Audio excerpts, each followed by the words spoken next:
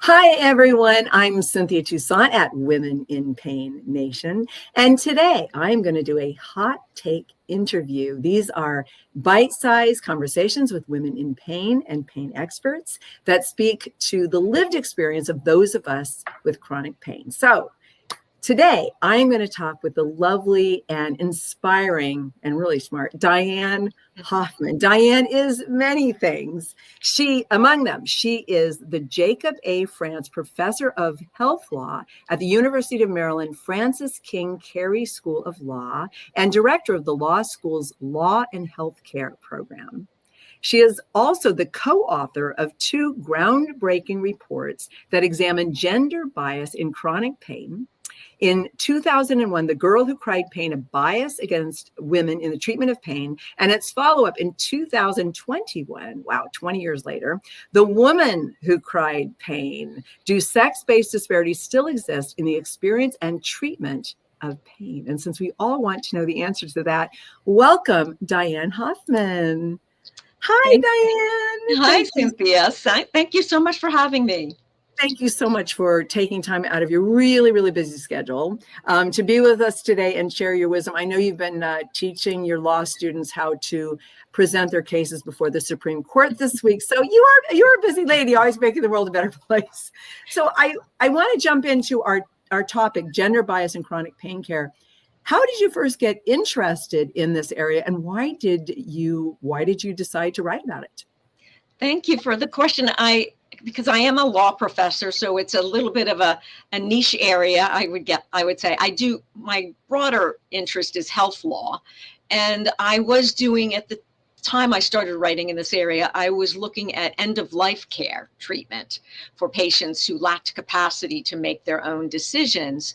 And there are issues about pain of people at the end of life and whether or not to give them pain medication.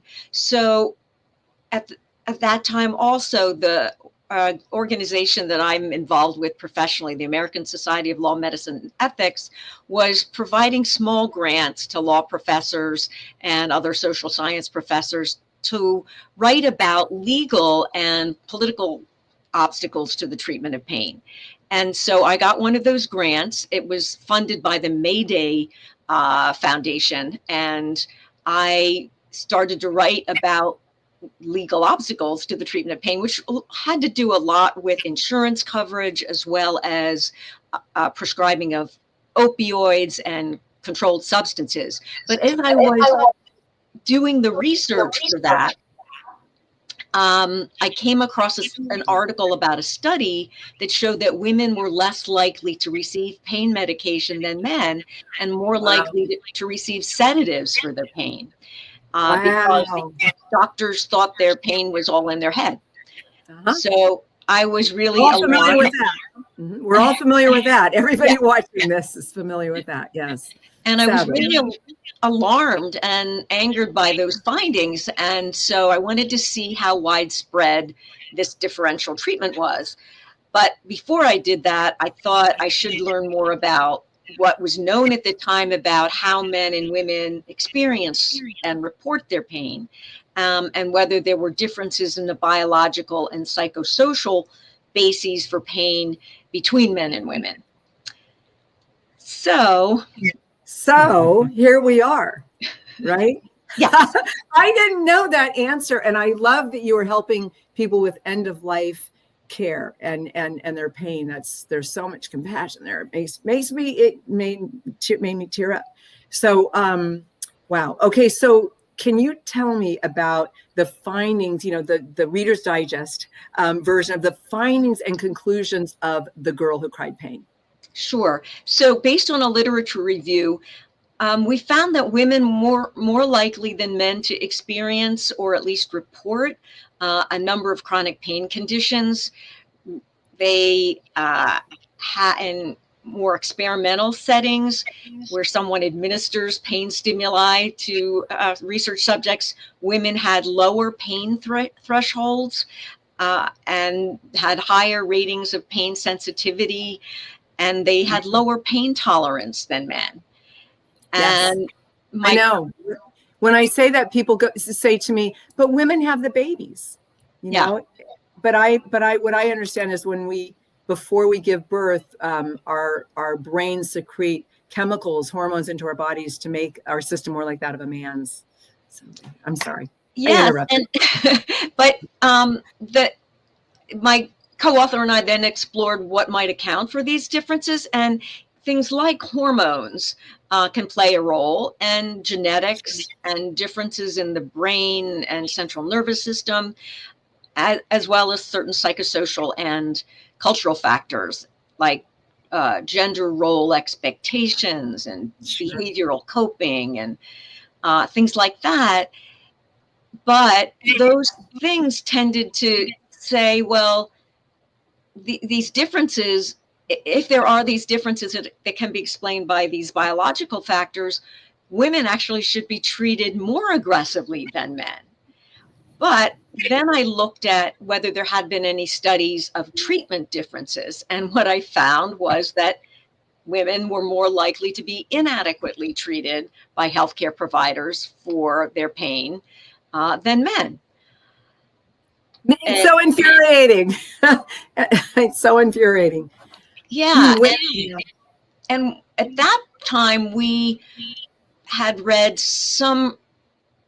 I think there was some research that indicated that at least what was going on is that sometimes doctors would discount women's verbal pain reports and give more importance to biological pain contributors than emotional or psychological pain contributors. So doctors are used to doing tests to diagnose someone. So they might, take a blood test or do an X-ray or do an MRI. But a lot of times something was not clear from those test results that didn't indicate that there was something wrong. And I recently read that even after doctors give women in pain I'm sorry, not reports. I'm thinking reports. Okay, tests that back up their self-reported pain, they'll still say, yeah, it's not real. It's not real. She's got a psychological problem. I just read that. It really bothered me. Yeah. Did you read? Were you in that article? I don't remember. You might have been. No, and I haven't seen that kind of widespread studies on that issue in particular, but I wouldn't be too surprised if that was actually the case sometimes. Certainly, sometimes, right. And we can't totally generalize here, but it's a matter of maybe more likely than not. So what you're saying basically from the woman who cried pain is women hurt more and are helped less, which was, I know I titled the New York Times article that came out as a result of your wonderful report. And I know you're the co-author with Anita Tarzian.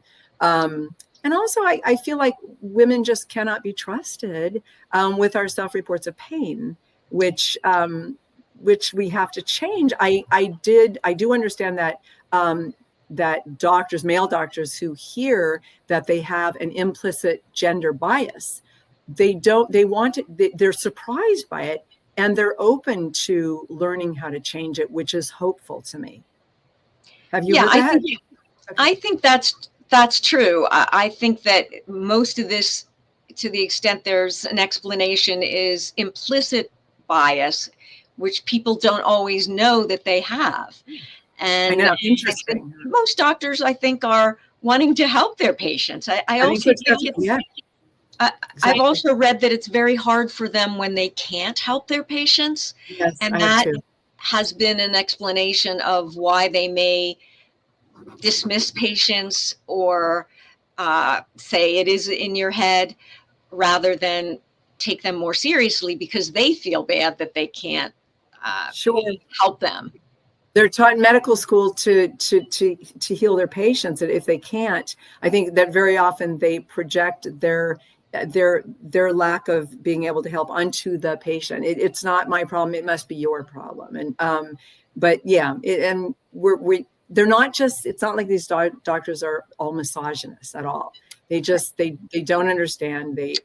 Pain is so complicated. What could be more complicated? That's a rhetorical question. Right. But I want to jump ahead 20 years.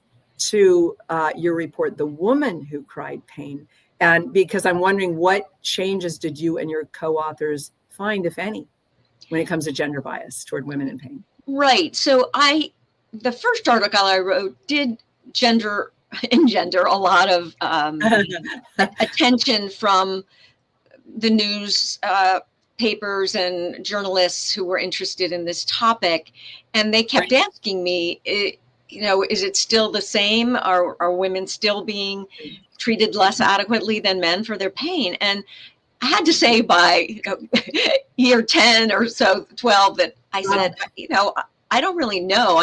I need to do that research again to see what the literature is finding. So I dove into the literature over the last 20 years to see if there had been changes. And one of the first thing I found was that there was not actually that much research on this topic or major studies. So disappointing.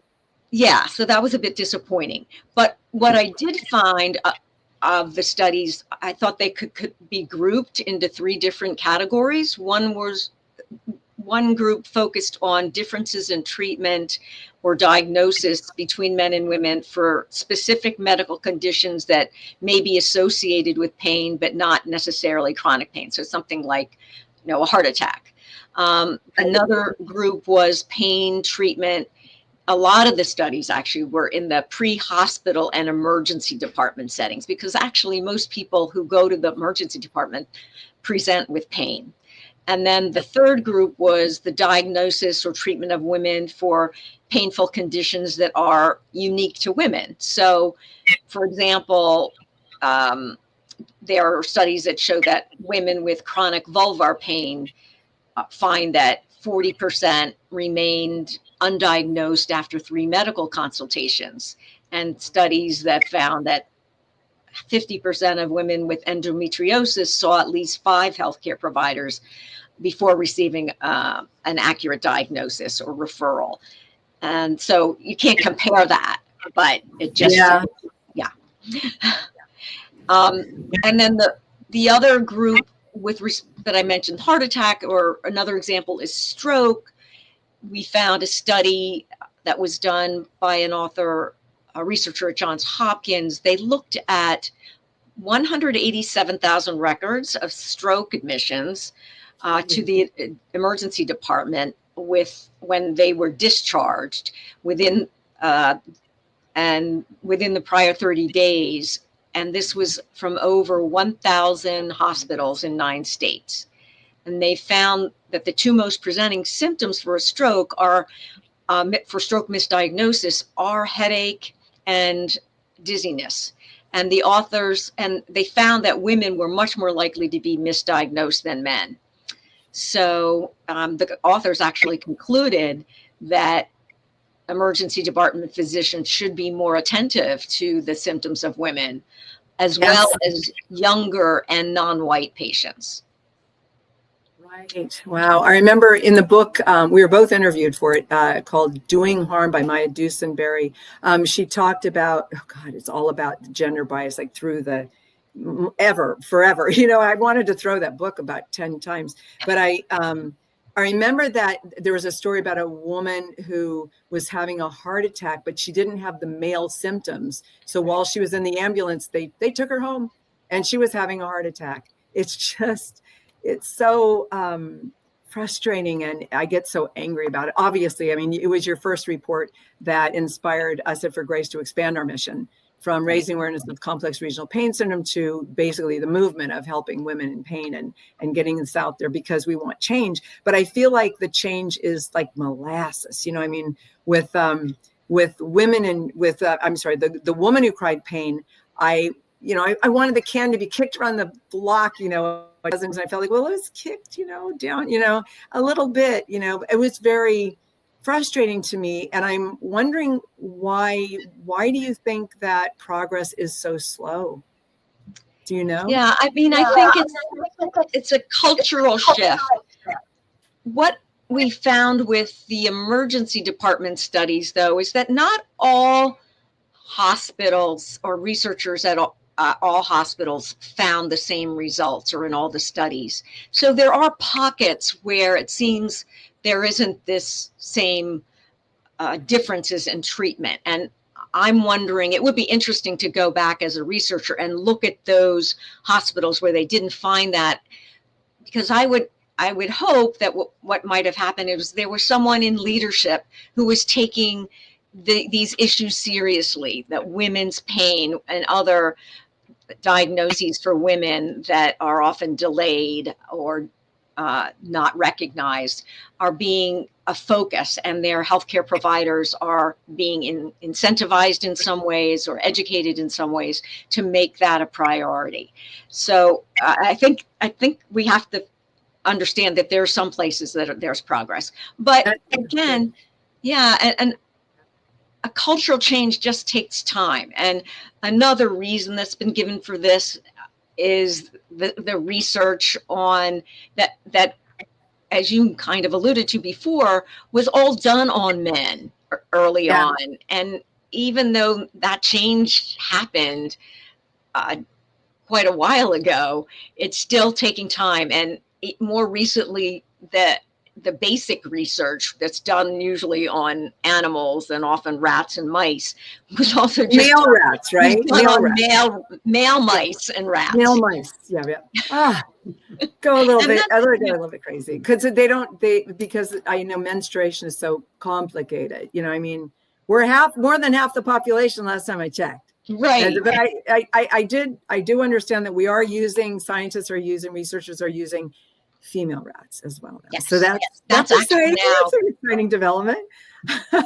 I've been reading a lot lately. I've been reading that more women are going to medical school and graduating, and more women graduated this year than men. Yes. And that'll be really great down the line. And that equality and bias, including gender bias, is like a thing now. That's where I thought of the Me Too movement, who knows, Time's Up movement. But also that researchers are finally, they're studying conditions that happen just to women, like endometriosis, which you mentioned, and like menopause, and also conditions like migraines, which is twice as many women, and also autoimmune diseases, which is 80% women. They're studying these diseases. So I feel like that's a lot of hope.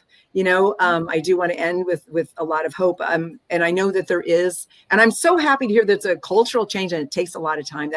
That encourages me. So what recommendations do you have to speed up the progress? Any thoughts about that? Well, I think your ideas about research are appropriate and needed, and then education is big, education in medical school. But the other thing I have thought about, although I'm not sure it's the best way to go, but is could you use the law? Could you sue some healthcare provider, either physician or a hospital, which is kind of maybe a radical idea, but I like radical. Sometimes that kind of push is necessary, but I also will say the way the laws are structured, that would be very difficult to do. I mean, you could bring a medical malpractice case, but that would not be discrimination. In fact, remember there was the California case. I think the name of the case was Berman. And there was a patient, but it was a male patient who was severely undertreated for his cancer pain. And they were able to the family was able to. I do remember that, yeah. But to get discrimination, you would have to, under the Affordable Care Act now, there actually is a discrimination provision that takes a lot of the civil rights laws and says, in addition to prohibiting discrimination in the business world or employment and in the educational system, whatever, all of those same protections apply in healthcare. But you still you would have to show that this was intentional, which again is very unlikely when we talked about this as implicit. Or you'd have to show it's not always implicit, right? I mean, or you'd have to show implicit or disparate impact, which is more of a, you'd have to have a statistical basis. You'd have to have a lot of women who could show this difference. We could find the women. Yeah, it would be hard to do. But I'm envisioning a class action lawsuit. I mean, I never thought about that until you mentioned it. The other thing I'll say is that women could report their concern if they feel like they really were subject to some kind of bias or discrimination to their state medical board. And the state medical board might look into it. I don't know. They probably have to get a lot of complaints before they do that.